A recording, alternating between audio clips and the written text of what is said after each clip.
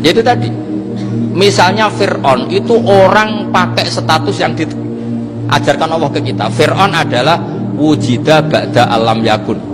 Fir'aun adalah makhluk yang sekarang ada, tapi dulu-dulunya tidak ada. Padahal sebelum ada Fir'aun sudah ada bumi, ada langit, ada matahari.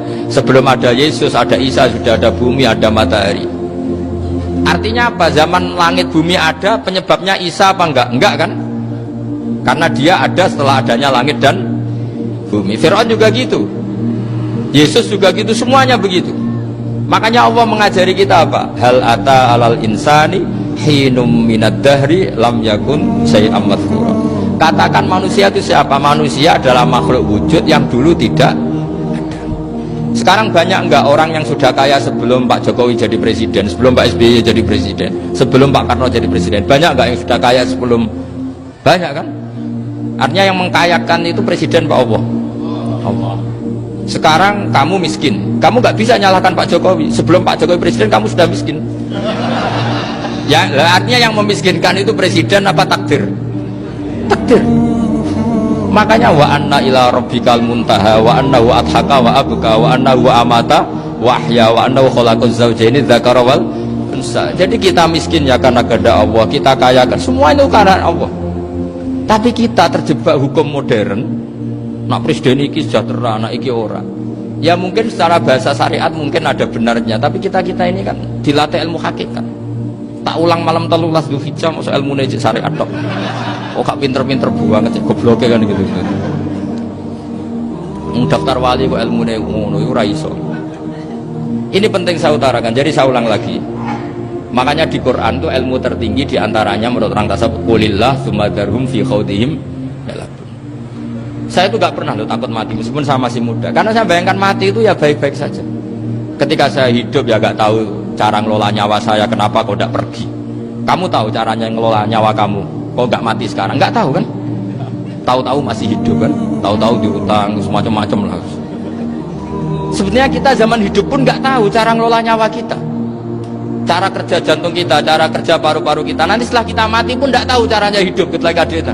Tapi anehnya kita, mosok manusia sudah dilemah iso hidup lagi. Memangnya kita sekarang bisa hidup karena kita tahu-tahu ya hidup. Ditakdir anak yang melarat, pesek elek, orang lain ditakdir anak Kiai Gus Mulyo. Kita kan tidak pernah bisa milih bapak ya ora iso. Ngerti-ngerti anak Karmen, anak Karlan itu sudah gak tahu. Artinya gini ya sudah ya Allah, ketika saya hidup ya tidak tahu kenapa saya hidup, pasti engkau yang menghidupkan. Ketika saya mati juga gak tahu kenapa saya mati, pasti engkau yang menghidupkan dan mematikan. Maka saya akan baik-baik saja di akhirat, karena ketika di dunia Tuhannya yang engkau, ketika di akhirat Tuhannya, dan sifat engkau tidak akan rubah, tetap arhamur rahimin.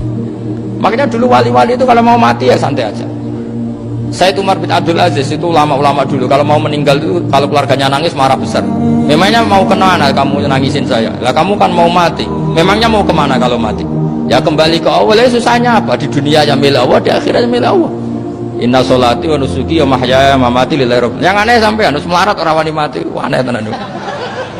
Ya karena sampean tahu mungkin di akhirat lebih miskin lagi kan. Terus repot nah terus. Coba kalau dari awal kita menstatuskan diri kita biadillah, inna sholati wa nusuki wa mahyaya wa mamati. Tapi kamu salah status, mengatakan kehidupan adalah momen untuk mencari kesejahteraan, kehidupan adalah momen untuk cari karir. Kamu mensifati kehidupan secara salah. Jika kamu terjebak nyari karir, nyari kaya. Coba kalau kamu pakai mazhabnya Sufi, kehidupan adalah pemberian dari Allah untuk kembali kepada Allah. Kematian ya seperti itu. Akhirnya ya santai saja. Inna sholati wa nusuki wa mahyaya wa mamati lillahi rabbil alamin. Istri juga gitu. Saya itu tidak sombong. Saya itu mulai nikah sampai sekarang itu hampir gak pernah tukaran sama istri. Sama istri saya itu sering bilang gini, Gus kali-kali kalau saya ngamuk itu diwales, dilawan, supaya saya punya musuh katanya. Betul ya? Ya saya bilang gini, Allah itu maha baik sama saya. Ketika harmonis, ganjaran saya ya lewat harmonis itu, sehingga saya ngasih uang menyenangkan Anda. Ketika Anda marah, ganjaran saya lewat sabar. Ya sudah, itu semuanya baik. Kalau kamu marah, saya tidak dapat pahala. Makanya kalau kamu marah tak dengerin. Ini cara Allah membuat pahala tanpa bayar, kata saya. Justru kalau pas rukun itu untuk dapat pahala harus nyervis, jajak nukokno kelambi mahal. Boros itu pahala yang boros katanya. Tapi kalau kamu marah ini pahala paling murah, nggak usah biaya, dapat apa? Pahala, cukup sabar. Lu itu kalau terlatih lama-lama dapat ya biasa saja. Ulama dulu seperti itu semua. Imam Syafi'i itu pernah ada orang baik sekali sama beliau, orangnya itu munafik padahal. Tapi kalau setelah keluar dari Imam Syafi'i dia memaki-maki Imam Syafi'i. Suatu saat beliau dikasih tahu orang yang tadi muji-muji jenengan itu di luar maki-maki jenengan. Imam Syafi'i itu guyu sebenarnya bukan alhamdulillah. Muridnya kan janggal. Ini dikasih tahu gitu, alhamdulillah. Kenapa ya Imam Syafi'i dia kan di luar maki-maki jenengan? Berarti aku wong wibawa ning ngarepku rawani aja. Ya jadi dia enteng saja melihat, berarti aku wong wibawa ning ngarepku ora wani. Ya sudah. Terus ketika ditanya, tapi itu kan bahaya bagi anda karena memfitnah anda gini-gini. Kata beliau, zaka Allah. Yang kritiknya bahaya itu hanya Allah Ta'ala. Yang lainnya nggak bahaya. Karena ini makhluk doif, gak penting. Loh kamu sampai tersisa dikritik orang karena kamu nganggap makhluk itu penting. Ini gobloknya sampai ya. Goblok segoblok-gobloknya. Coba kalau kamu mensatukan makhluk tetap makhluk, kritiknya tidak penting. Selesai kan? Selesai enggak? Ini problem anda ada wali itu, kalau dikritik ya susah. Makanya ada wali itu problem menurut saya. Makanya saya agak ingin gak jadi wali itu kan, kan? Karena hanya wali yang hidupnya itu la khaufun alaihim wa lahum yahzanun. Orang dulu tuh semudah itu hidup, gampang saja. Dulu ceritanya diantara ceritanya manakibnya Sayyid Ja'far Shadiq itu, kalau ada orang memaki-maki dia itu dikirimi hadiah. Kenapa ya? Karena kebaikan kamu telah kamu berikan kepada saya, ini hadiahnya. Sampai malu yang kritik. Kan kalau orang rasani itu kan kebaikannya dikasihkan sama yang dirasani. Lah kamu kan ngajinya seperti itu, tapi dirasani kok susah. Harusnya kan kasih aja, ditransferi saja. Alhamdulillah. Ya karena kita salah menamain tadi. Sing rasani pembenci, pembenci itu bahaya. Sehingga kamu mereaksi secara serius. Coba kalau kamu pakai hukumnya Allah dan Rasul, pembenci itu pemberi kebaikan. Istri marah adalah pemberi kebaikan. Ada yang berani mulai meraktekan? Latih begitu terus, insya Allah nanti hidup kamu barokah. Itu disebut wa'allama adamal asma. Dan itu yang diajarkan Rasulullah. Rasulullah itu kalau ngajarkan hidup itu gampang sekali. Allahumma ja'alil hayata ziyadatan li fi kulli khairin wal mauta rohatan li min kulli syarri. Jadi kalau kita hidup anggap saja peluang untuk nambah kebaikan. Kalau kita mati anggap saja akhir dari semua potensi kejahatan kita. Anda sekarang mungkin tidak zina, tapi potensi zina. Anda sekarang tidak korupsi, potensi korupsi.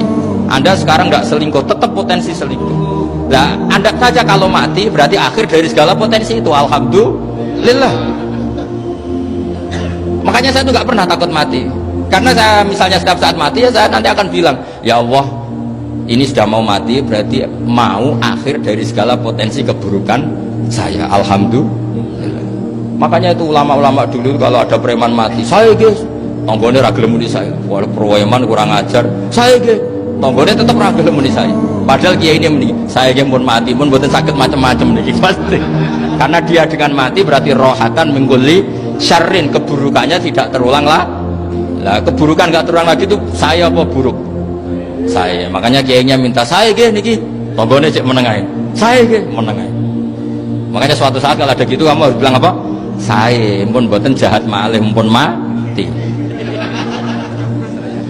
Jadi kayak apa coba? Coba sekali-kali statuskan kalau al hayat adalah ziyadatan lana fi kulli khairin.